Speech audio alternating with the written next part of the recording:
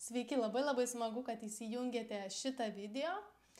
Ir šiandien aš noriu su jumis pasidalinti, kodėl manau, jog mitybos planus sudarinėti ir aiškes instrukcijas, kaip maitintis, turėtų sudarinėti rimti dietologai, rimti dietistai, kurie sprendžia labai stiprias sveikatos problemas. Ir kodėl aš savo ruoštų, savo klientams rekomenduoju būtent mitybos gaires. Šiandien esu labai inspiruota paskutinės konsultacijos su kliente, kuriai sudariau iš tikrųjų mitybos gaires ir būtent jos kūno tipui arba jos konstitucijos tipui arba reikėtų sakyti pagal jos došą, ar ne? Aš pati esu klasikinės jogos praktikė, aš esu žmogus, kuris išbandė ant savęs tikrai ne vieną ar kitą dalyką kaip trenerė, ar ne.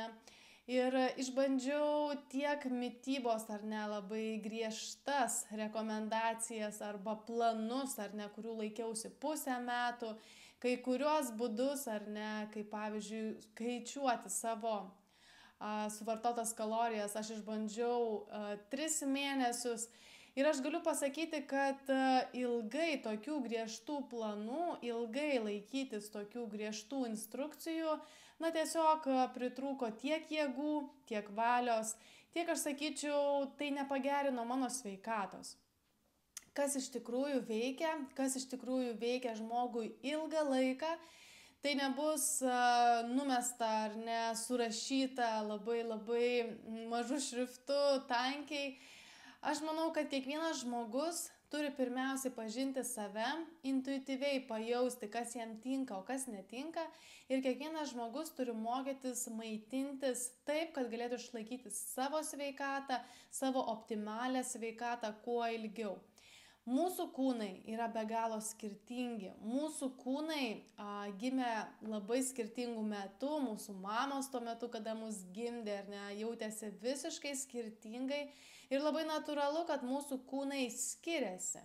Mūsų kūnai skiriasi ir tą reikia suprasti ir dėl ko aš ne visai pritariu, ar ne, vakarietiškai visai kultūrai, ar ne, ir tai tradicijai, kad mes duodame rekomendacijas ir planus visiems žmonėms vienodai, suskaičiavę kalorijas ar ne, suskaičiavę tiek, kiek jiems reikia maitintis.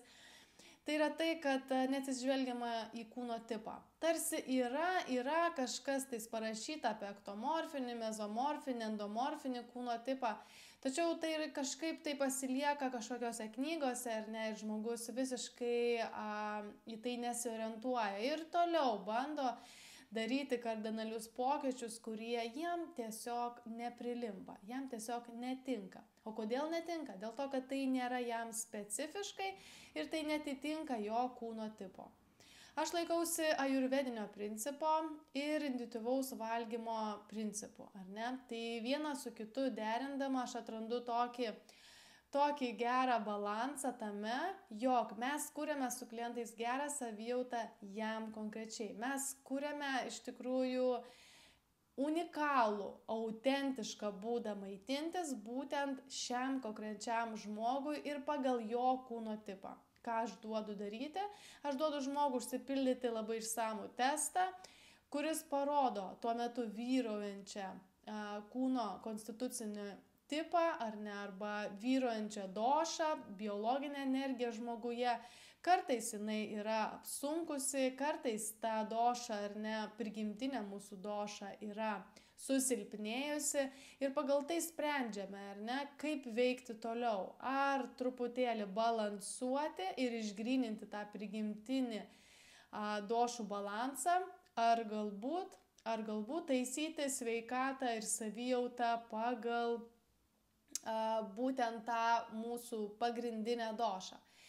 Ir labai dažnu atveju aš pastebėjau, jog pas daug žmonių yra tiesiog visiškas pusiausvyros praradimas ir tai yra dėl, aišku, be abejonės nuolatinio streso, tai yra dėl nepilnavertės mitybos, dėl nereguliaraus valgymo, dėl nereguliaraus miego ir nepilnavertiško miego, ar ne.